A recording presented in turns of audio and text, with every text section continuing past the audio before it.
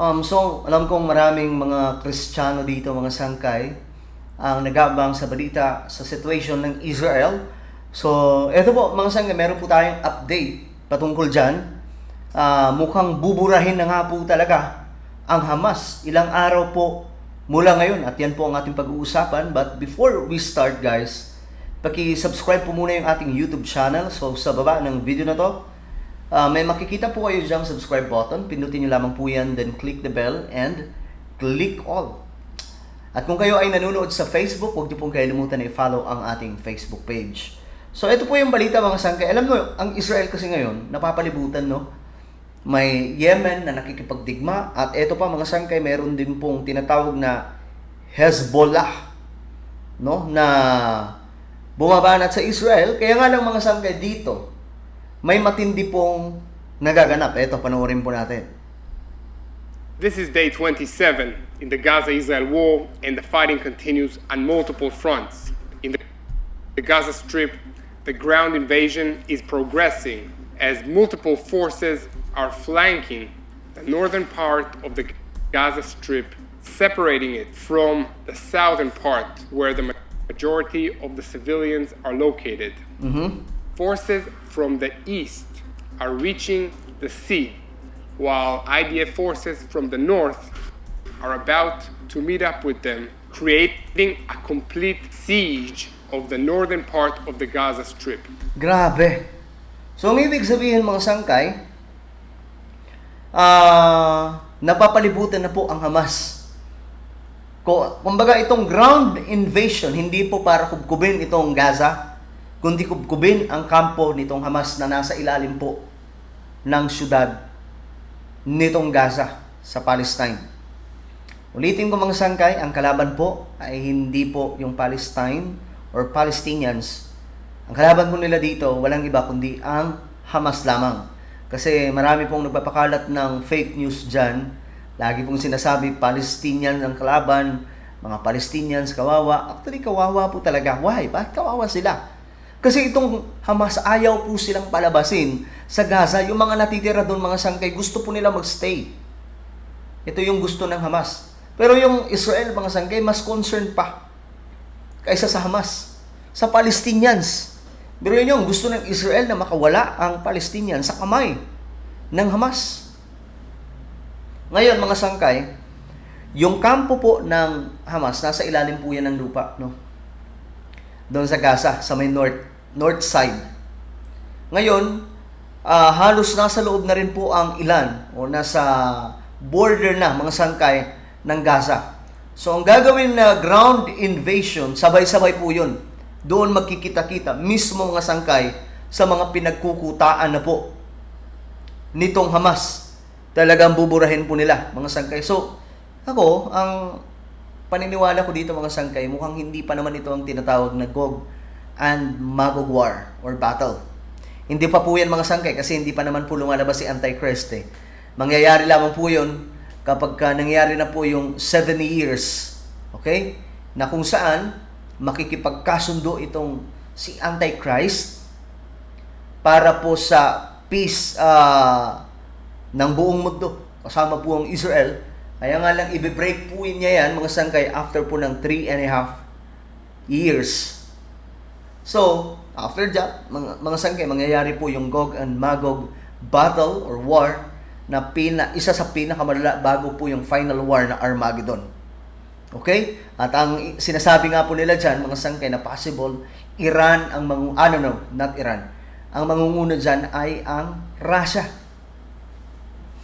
Ayon po sa mga interpretation, mga sangkay, nitong maraming mga doctor pagdating po sa prophecy. So, balik na po tayo dito. Okay? Ang Israel kasi talagang may malaking dyan, mga sangkay.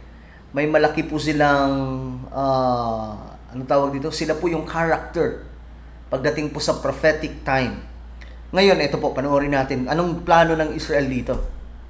According to reports, we believe that the IDF will initiate this siege completely in about 2 days.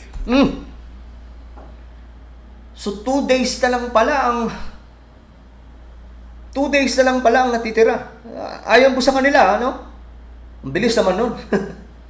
Parang sa iba, mga sangkay, ang tagal niyan, di ba? Doon sa marami natagalan tayo, ilang buwan din yan, mga sangkay. Pero dito, 2 araw na lamang. Ano nila gagawin yun?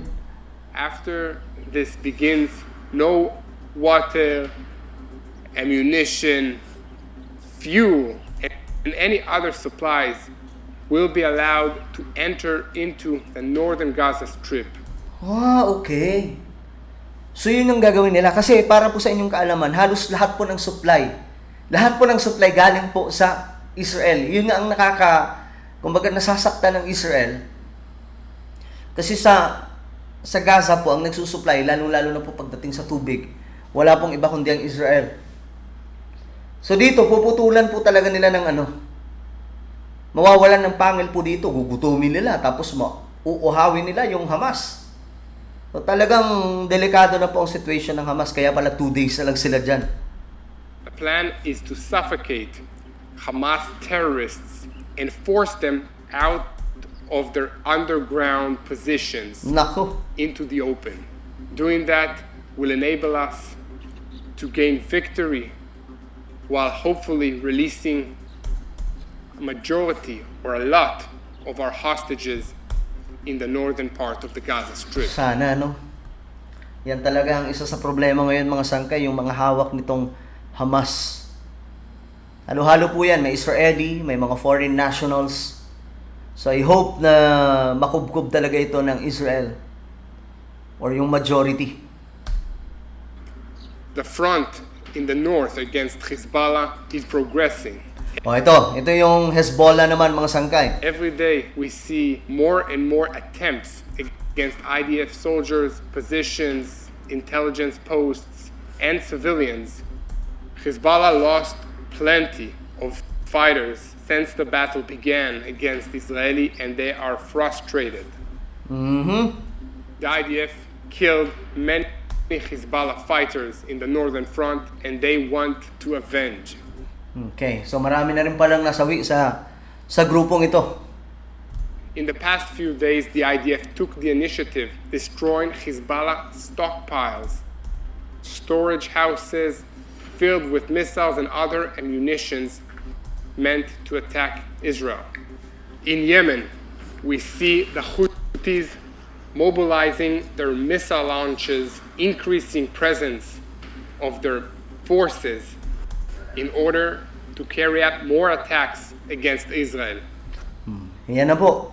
Hezbollah, may jihad pa, mga sangkay, di ba? Hamas. So marami po silang nakakalaban po talaga dito. Pero, sabi pa nga, mga sangkay, kasama ng Diyos, kasama ng Israel ang Diyos ni Abraham, Isaac, and Jacob.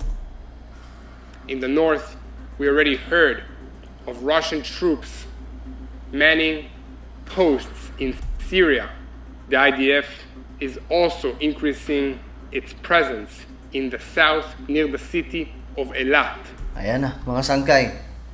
So, yung Iran, yung Russia, mga sundalo ng Russia, mga sangkay, nasa part na rin ng Syria. Banda po yan ng northern Gaza. So, ano man ang mangyari, mga sangkay, napapalibutan mo ang Israel. Pero, bayan ng Diyos po yan, mga sangkay. Mahihirapan po sila dyan. Unless, kung ito na po ang Gog and Magog battle. This war is no longer a war between Israel and Hamas.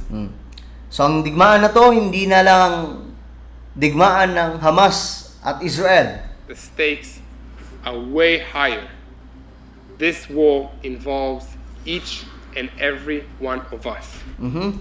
We have a chance to stop this evil here in Israel. If we do not use it, this evil called Hamas or ISIS or whatever you want to call it will reach the houses in America, will reach the houses in Europe. So please join Israel now. I urge on all of you to pray for the peace of Jerusalem, pray for the IDF soldiers, and pray for God to help us release the hostages.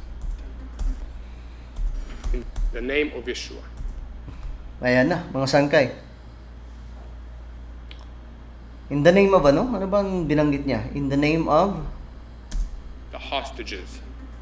In the name of Yeshua. Yeshua. Ibig sabihin Jesus.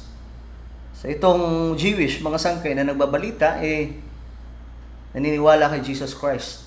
Ang Hebrew word ng Jesus is Yeshua.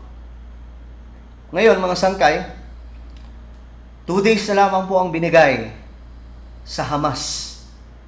At nakita rin po natin ngayon kung ano po yung kanilang plano. Ano po ang inyong opinion, mga sangkay? Tingin nyo ba, makukubkob ng Israel sa loob lamang po ng ilang mga araw? Itong Hamas na nasa ilalim po ng lupa sa Gaza ang kanilang pinagkukutaan?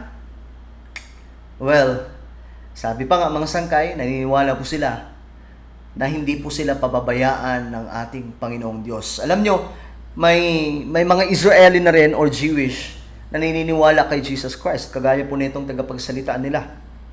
Isa po yan sa mga sundalo, mga sangkay na sinasabi na in the name of Yeshua or Jesus, hindi sila pababayaan ng ating Panginoong Diyos. Napakalaking napakalaking impact niyan para sa Israel. Ano po ang inyong opinion, mga sangkay, tungkol dito? Just comment down below. Now guys, may isa po akong YouTube channel, Sangkay Revelation. Hanapin niyo po ito sa YouTube. Then click the subscribe, click the bell, and click all. Ako na po ay magpapaalam. Hanggang sa muli, this is me, Sangkay Janjan. Palagi niyo pong tatandaan that Jesus loves you. God bless everyone.